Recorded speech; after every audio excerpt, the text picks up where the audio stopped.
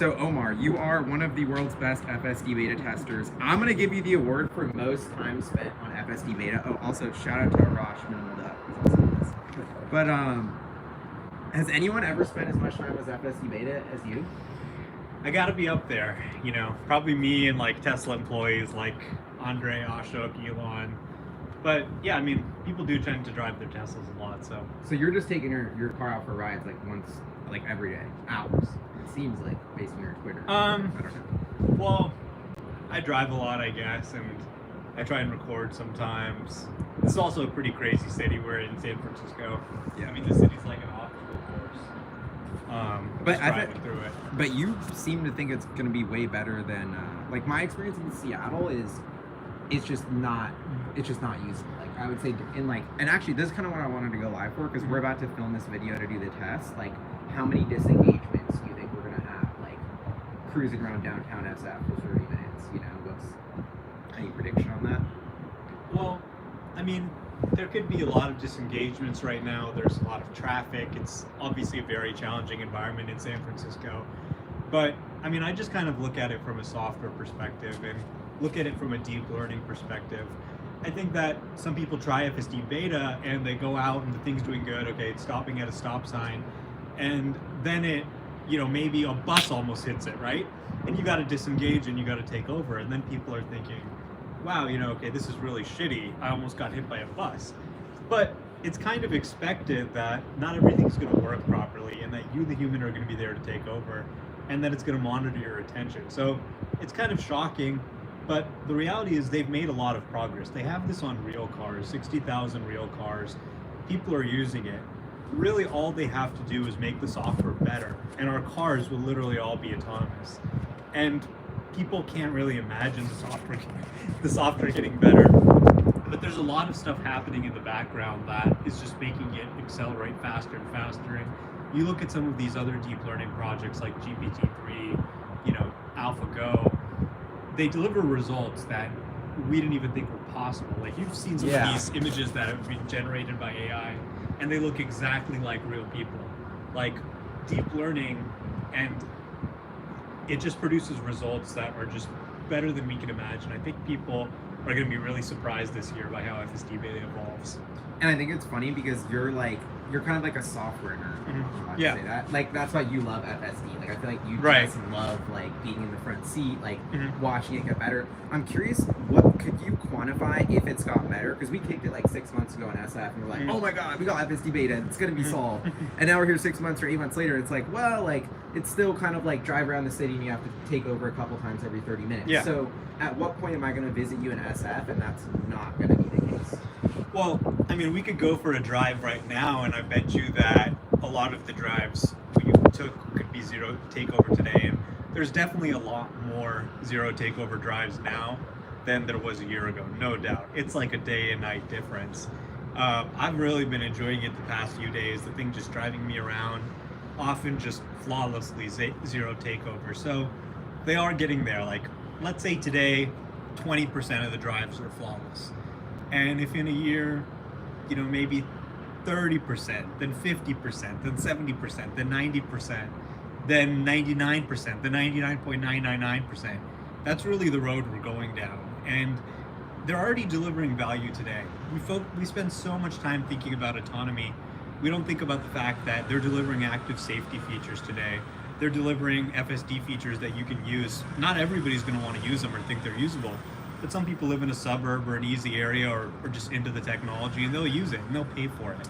And they're building a business today that can be profitable. That ultimately, I think, is going to give them staying power, where companies like Cruise and Zoox are going to have to keep doing capital infusions of billions of dollars just to keep their stuff running. Yeah, the data flywheel. And it's crazy because you drive around SF and you see like the Cruise car, the Waymo cars, like this just SF is like buzzing with all these like autonomous cars. The city's just weird. crawling with self-driving cars. It's crazy. And Cruise just announced they're starting to do a limited access of their service to the public. So I signed my name up on the list today for Cruise to give it a try. Oh, really? Nice. Yeah. So that's in SF. That's in SF, and what they're doing is really interesting. They're only going to do the service from 10 p.m. to 3 a.m. So if you know San Francisco basically turns into a ghost town at night. There's almost no traffic. So Ooh, and it's dangerous. Like that's the one time I don't want to be alone in SF. yeah.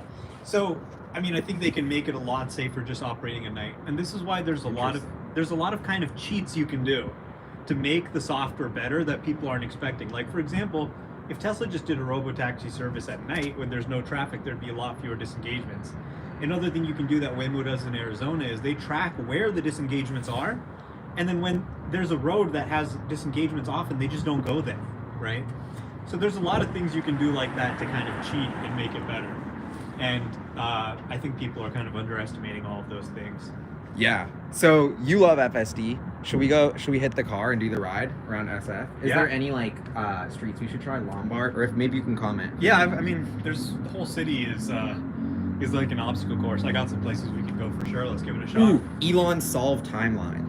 1 year. Do you have any thoughts? Someone's asking about that. Well, I think that's a good one because Elon is like, this year we're gonna solve it, and I'm like, safer than a human. I don't know. I mean, you know, Elon says that every year, right? And you can kind of make jokes about that, but there is, for real, substantial progress happening here. You can't deny that by looking at it, that this is breakthrough progress.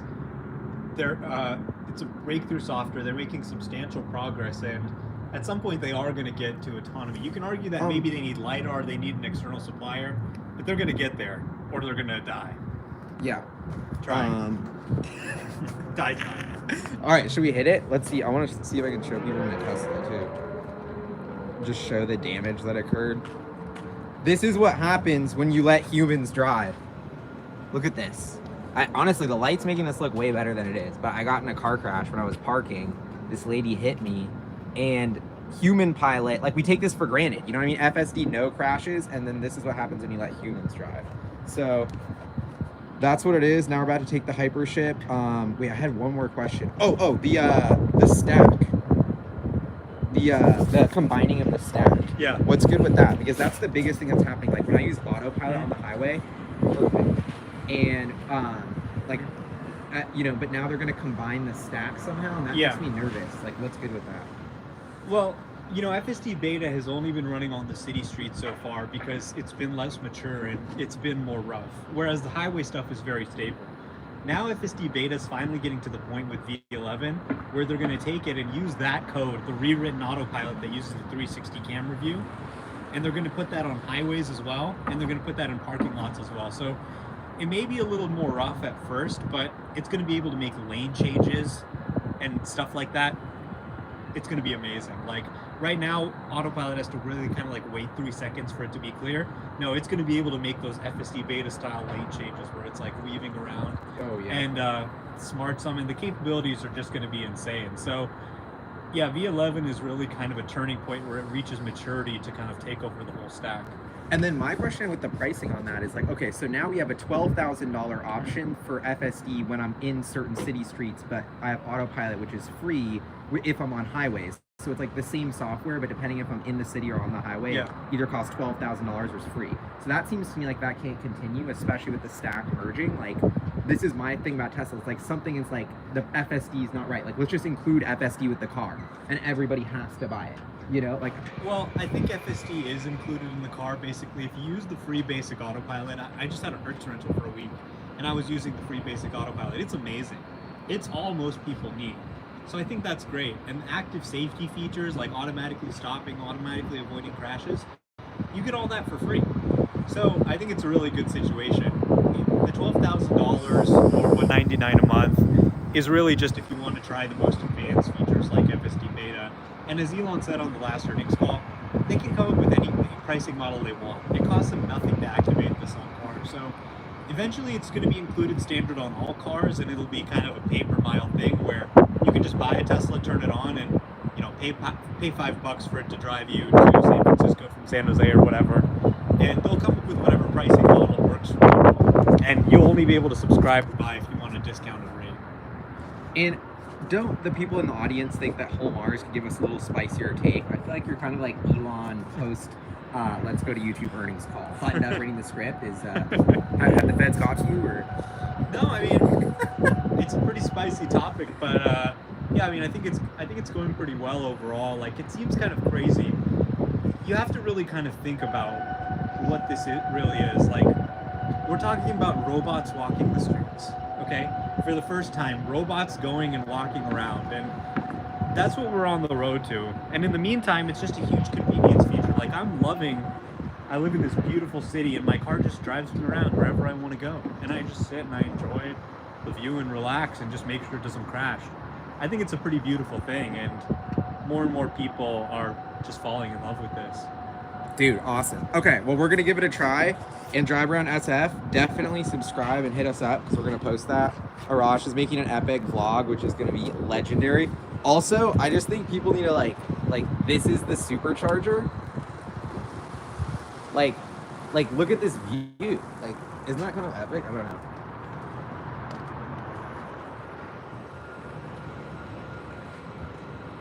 Geary Street Supercharger, amazing spot to charge and chill, 10 out of 10. Omar even had their Chipotle.